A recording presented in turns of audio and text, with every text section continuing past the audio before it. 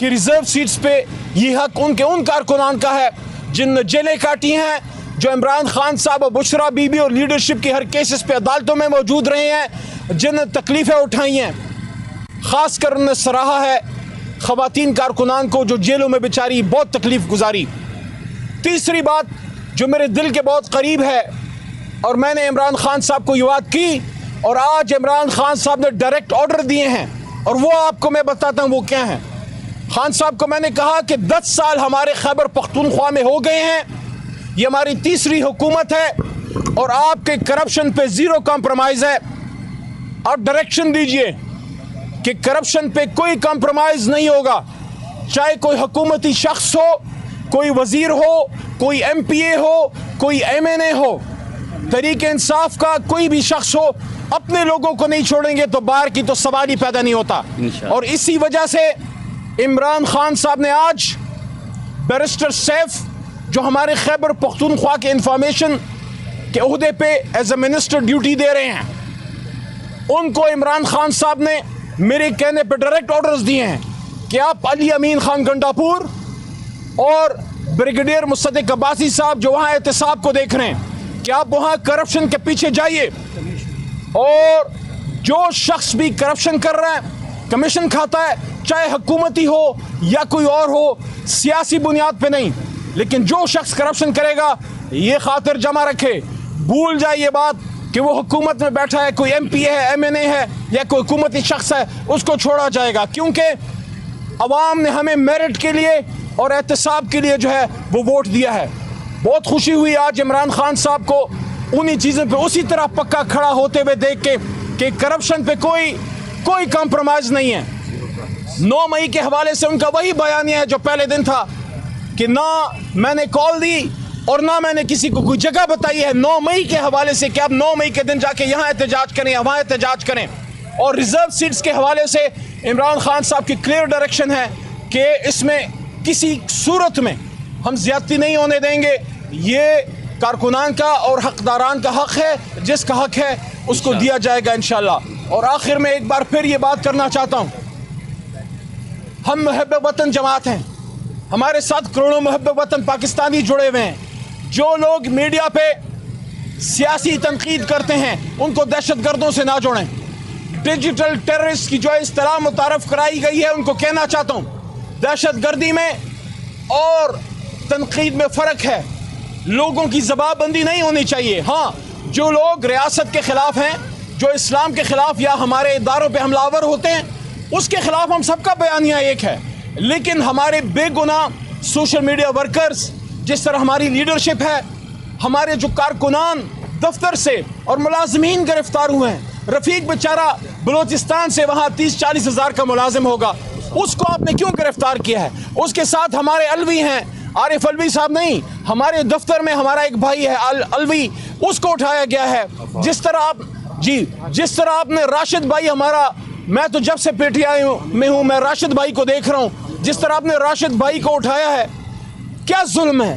वो तो एक तहरीक इंसाफ का एक बुनियादी कारकुन है, ना MPA है, ना MNA है, ना उसका सोशल मीडिया से कोई लेना देना है, ना वो बेचारा इन चीज़ों को समझता है। फिर रिजवान को आपने उठाया है, उसकी बूढ़ी माँ है, उसके बच्चे हैं, रिजवान को 20 दिन से ज़्यादा हो गए, कोई उसका आता पता नहीं है। और फिर रऊफ हसन 75 साल कैंसर सर्वाइवर, आज आपको दहशतगर्द भी नज़र आ रहा है, आज आपको पता नहीं वो क्या क्या नज़र आ रहा है। असल में उसका गुनाह ये है कि वो लगी लिपटी रखे बगैर इमरान खान साहब को सपोर्ट करता है और वो खड़ा है इमरान खान के साथ। मैं समझता हूँ रऊफ हसन साहब को रहा किया जाना चाहिए और उसी तरह हमारे बेगुनाह कारकुनान और दफ्तर के मुलाजमीन जिनको उठाया गया है, इससे रियासत की कोई खिदमत नहीं होगी।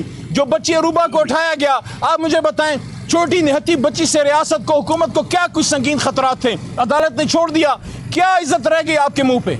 अदालत ने तो आपके 11 लाख कहते हैं जनाब, 11 लाख वो अकाउंट चला रही थी। वो बच्ची बेचारी किस तरह से चला रही थी अकाउंट? इसलिए हम कह रहे हैं ये मसाइल का हल नहीं है। हुकूमत को आखिरी बात करना चाहता हूँ, आखिरी बात, और ये बहुत अहम है। इमरान खान साहब ने इसको आज वाज़ेह किया, मैं मौजूद था, इंतज़ार पंजोथा मौजूद थे, बैरिस्टर सैफ मौजूद थे। इमरान खान साहब ने कहा हमारे आज भी वो मुतालबात हैं, असीरान की रहाई। इमरान खान ने कहा और हमें हमारा मैंडेट वापस दिया जाए। मैंडेट जब वापस मिलता है उसके बाद नए इलेक्शन की तरफ जाने का सोचा जाएगा। लेकिन हमारा दूसरा बड़ा मुतालबा, आज इमरान खान साहब ने अडयाला में कहा है कि असीरान की रहाई, अपनी बात आज भी कौम के लीडर ने नहीं की। इमरान खान ने अपने मुंह से लफ्ज़ इमरान खान नहीं निकाला। उसने आज भी अपने वर्कर की बात की है, उसने आज भी अपने ख़वातीन असीरान की बात की है, और उसने ये कहा है कि हमें हमारा मैंडेट वापस दिया जाए। इसलिए मुसद्दिक मलिक साहब जो हुकूमती वजीर हैं उनका, और या जो खुर्रम दस्तगीर साहब, उनकी तरफ से भी मुज़ाकरात की बात हुई। मैं उनसे पूछना चाहता हूँ, अगर हुकूमत मुज़ाकरात में संजीदा है तो फिर मुल्क की सबसे बड़ी जमात पे पाबंदी लगाना और आर्टिकल 6 की बातें, ये किस तरह आपको फिर जचती हैं? या फिर आप मुज़ाकरात करें या फिर तहरीक इंसाफ पे हमलावर हों। लेकिन हम अगर पॉजिटिव मुज़ाकरात होते हैं, रिजल्ट ओरिएंटेड, मीनिंगफुल, जिसमें असीरान की रहाई होती है और मैंडेट की वापसी, उससे मुल्क के मसाइल का हल निकलेगा। इदारों से लड़ना हमारा मतमय नज़र नहीं है। हम एस्टैब्लिशमेंट या इदारों के कोई दुश्मन नहीं है। लेकिन इमरान खान साहब ने यह बात वाज़ेह तौर पर की है कि इदारों को कहा था कि आप न्यूट्रल हो जाइए। मतलब ये है सियासी मुकाबले में अपना आइए, आपका एक मकाम है, सियासत सियासतदानों के लिए छोड़ दीजिए। बहुत शुक्रिया। अच्छा, अली मोहम्मद खान साहब, एक बात क्लियर कर दें। आज पानी PTI ने ये कहा है कि वो 9 मई की जो उन्होंने एहतजाज की कॉल की थी वो अपने मौक़िफ़ पर कायम है, जबकि आप कह रहे हैं कि ऐसा नहीं है। एक तो ये बता दें, दूसरा उन्होंने जमात इस्लामी में धरने की शिरकत करने का आज ऐलान कर दिया है। उन्होंने कहा मेरे तमाम कारकुनान और मेरी लीडरशिप जो है वो जमात इस्लामी के धरने में जो शिरकत करेगी।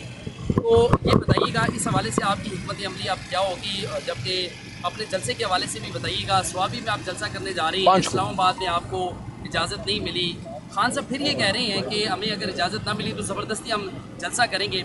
दूसरा सवाल ये ले लें कि आज उन्होंने कहा कि हम फ़ौज के साथ मुज़ाकरात करने के हामी हैं और फ़ौज अगर अपना नुमाइंदा मुकर्रर करे तो हम मुज़ाकरात करने के लिए तैयार हैं। फिर आप इल्ज़ामात भी लगा रहे हैं, मुज़ाकरात भी करना चाह रहे हैं, तो ये कैसे सूरत हाल बेहतर होगी? 3 बड़े बुनियादी भाई आपने सवालात पूछे हैं, 4 बल्कि आपका शुक्रगुजार हूँ।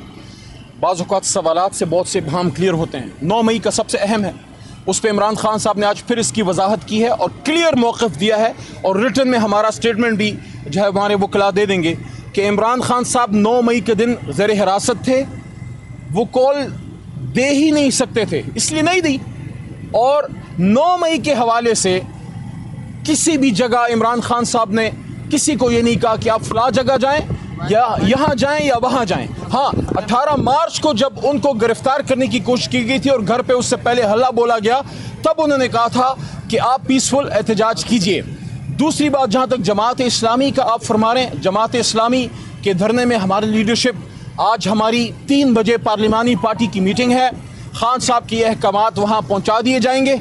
उसके बाद वो फैसला करेंगे कि हमारी लीडरशिप में से कौन लोग जमात इस्लामी के हाफिज़ साहब के साथ, हाफिज़ नईम साहब की बात कर रहे हैं, और उसके साथ साथ साबिक उनके अमीर सिराज लाला, वो सारे उधर होंगे।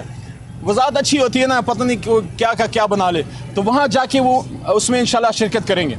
जहाँ तक सवाबी के जलसे का ताल्लुक़ है, तो सवाबी का जलसा इंशाल्लाह प्रोग्राम फाइनलाइज होता है तो भरपूर होगा और लोग इंशाल्लाह देखेंगे, एक तारीख साज इंशाल्लाह जलसा होगा। चौथा एक नुक्ता और भी आपने पूछा, देखिए फ़ौज के हवाले से, एस्टैब्लिशमेंट के हवाले से जो बात आपने की है, हमारा इदारा है।